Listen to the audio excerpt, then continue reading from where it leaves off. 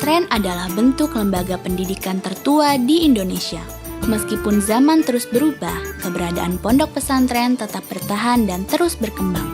Di masa kini, pondok pesantren tidak hanya mengajarkan pada santrinya ilmu-ilmu agama saja, namun juga memadukannya dengan sistem pendidikan modern sebagai modal menghadapi persaingan di masa depan, seperti kemampuan berbahasa asing, keterampilan wirausaha, dan pengembangan kemampuan ilmiah.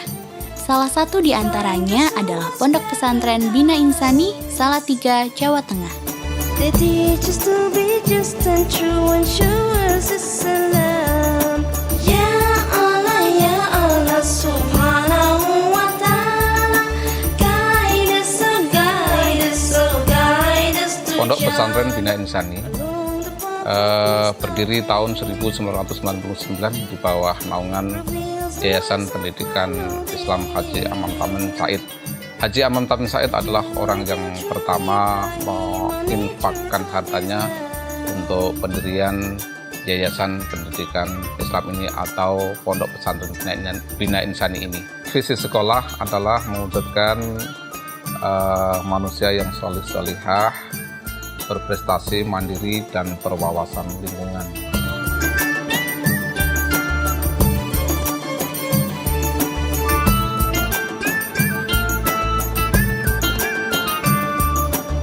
Dalam mewujudkan visi pendidikan berwawasan lingkungan, Pondok Pesantren yang berada di Baran Ketapang, Kecamatan Susukan, Kabupaten Semarang tidak hanya sekedar mengajarkan secara keilmuan saja, namun juga mengajak santri untuk ikut berperan serta aktif. Berbagai bidang kreativitas yang berwawasan lingkungan meliputi pengolahan air limbah pemandian supaya tidak mencemari lingkungan, apotek hidup, pengolahan sampah menjadi pupuk, pembuatan sumur resapan, pembudidayaan ikan dan lahan tidur menjadi kebun yang hasilnya diolah sendiri hingga menjadi produk yang bernilai jual tinggi.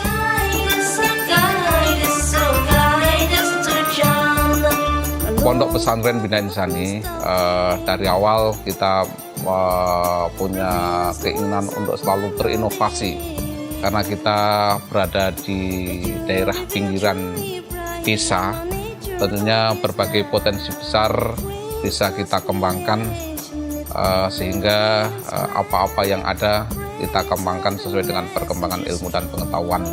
Awal kita mengembangkan yaitu dengan kompor tenaga sampah, kemudian tahun berikutnya dikembangkan dengan listrik tenaga santri, kemudian ketika kita bekerja sama dengan Lembaga Riset Muda Indonesia yang diketuai oleh Bapak Nur Firdaus, kita mengembangkan mengolah sampah untuk bisa menjadi energi, baik itu listrik maupun BBM.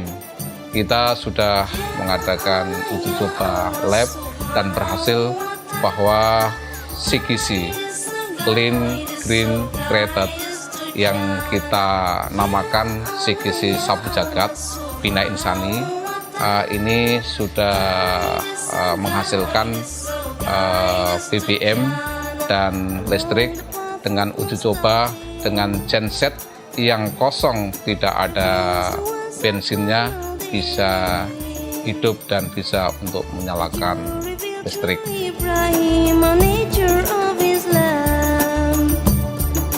Teknologi pengolahan sampah CGC Sapu Jagat yang dikembangkan Lembaga Riset Muda Indonesia dan Pondok Pesantren Bina Insani merupakan embrio dari teknologi pengolahan sampah di TPA Rawakucing, Tangerang.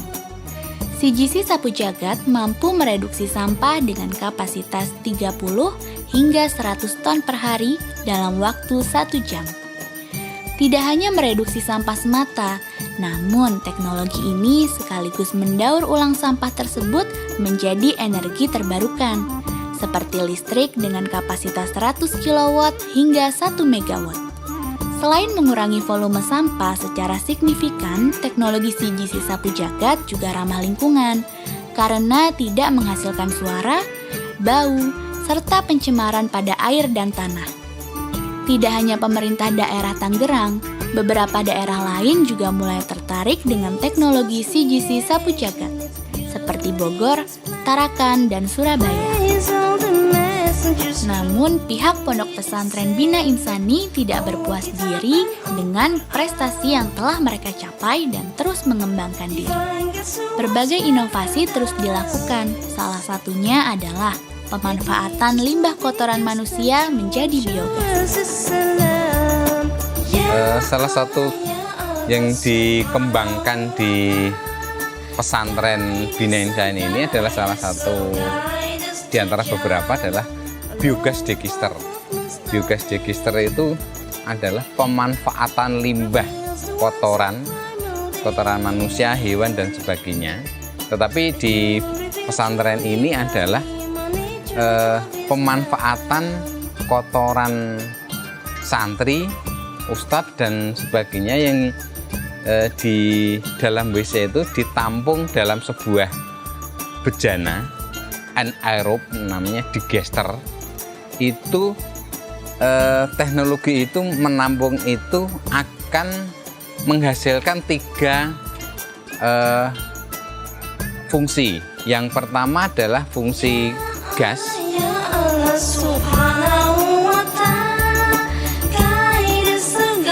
Pemanfaatan limbah pembuangan septic tank ini menjadi inovasi terbaru dari Pondok Pesantren Bina Insani Susukan.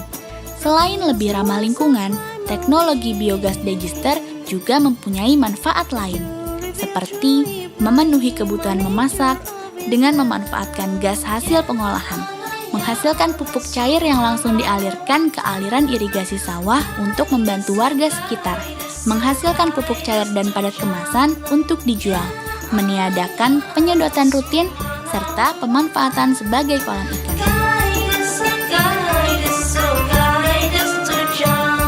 Dari ruangan yang anaerob itu, kemudian yang berupa cair dan padat itu akan secara otomatis akan mengalir ke bak pelimpah pertama. Bak pelimpah pertama itu akan menampung baik padat maupun cair. Kemudian dari bak limpah pertama, dari bahan kotoran limbah itu ke bak pertama itu sudah tidak mempunyai gas metan, karena gas metan tidak baik untuk pertanian. Jadi pertumbuhan tanaman itu tidak baik kalau masih mempunyai gas metan, sehingga limbah dari biogas itu sudah terambil gas metannya sehingga sudah layak untuk dipakai untuk pupuk organik. Nah, dari bak pertama dialirkan ke bak kedua. Bak kedua itu sudah terambil, disaring, dibuat sedemikian rupa. Satu diambil yang padat, yang satu cairnya. Nah, cair itu untuk pupuk cair, yang berupa padat didesain, difermentasi untuk menjadi pupuk padat. Nah, kemudian dari bak kedua dilimpahkan kepada bak ketiga. Nah, bak ketiga itu bisa untuk buat kolam ikan. Nah, kolam ikan itu yang pertama biasanya dengan kolam ikan lele, ikan tanpa sisik. Nah, itu untuk budidaya lele. Jadi lele di situ, ternak lele, budidaya lele itu tidak banyak diberi makanan dari makanan yang beli, tapi limbah itu sudah banyak mengandung plankton-plankton yang dimanfaatkan oleh ternak lele itu. Itu bak pertama dari bak kolam itu. Nah, kolam bak kedua itu bisa dipakai untuk ikan yang bersisik, kolam ikan untuk yang bersisik. Artinya ada mujair, ada nila, ada tawes, dan sebagainya. Sesuai visinya yang berwawasan lingkungan, Pondok Pesantren Bina Insani berusaha agar segala limbah yang dihasilkan pondok menjadi ramah lingkungan. Sesudah melewati berbagai proses, barulah air dari kolam pemeliharaan ikan bersisik dialirkan ke dalam tanah kembali. Selain air bersih dan bebas zat berbahaya, sisa hasil pengolahan limbah juga bisa dimanfaatkan oleh para petani di sekitar lingkungan pondok pesantren. Sisa limbah organik yang sudah tidak berbahaya lagi bagi lingkungan justru sangat bermanfaat sebagai pupuk alami untuk memenuhi kebutuhan para petani.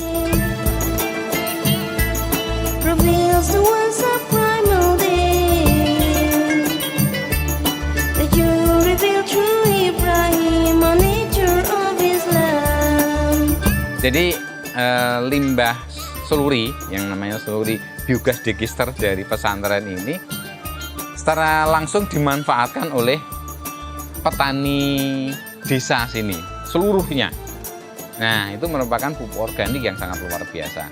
Hasil dari uji lab di perguruan tinggi pun itu hasil kandungan nutrisi, kandungan N-nya, kandungan fosfatnya, kandungan kaliumnya sangat cukup untuk kebutuhan petani padi di sekitar pesantren ini. Dan masyarakat sini tidak perlu beli ke pesantren ini karena sudah secara langsung dialirkan ke sawah.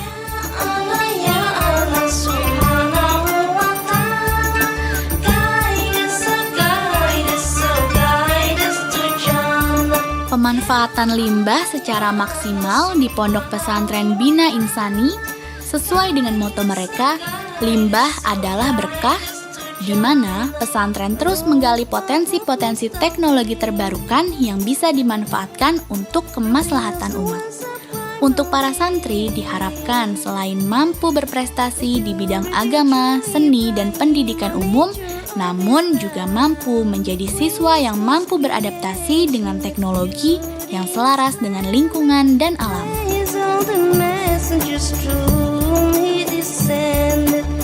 Tahu cara merawat lingkungan itu, terus limbah-limbah gitu cara memanfaatkannya daripada seandainya kan sini kan kadang dari limbah-limbah itu kan banyak banget, soalnya kan santrinya juga banyak, itu kan bisa dimanfaatkan dengan biogas itu tadi, jadi bahan bakar yang bisa dimanfaatkan untuk mungkin masak, listrik dan sebagainya.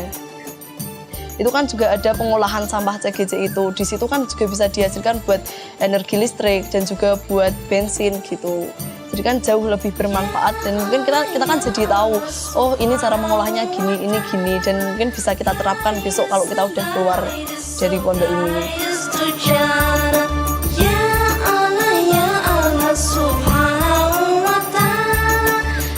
Semenjak terlahir sampai meninggal, kita memang tidak dapat terpisahkan dari alam. Oleh karena itu, menjaga alam dan lingkungan adalah moralitas tertinggi dari manusia. Dengan memulainya dari diri sendiri dan menularkannya kepada orang lain, akan meningkatkan kualitas hidup kita.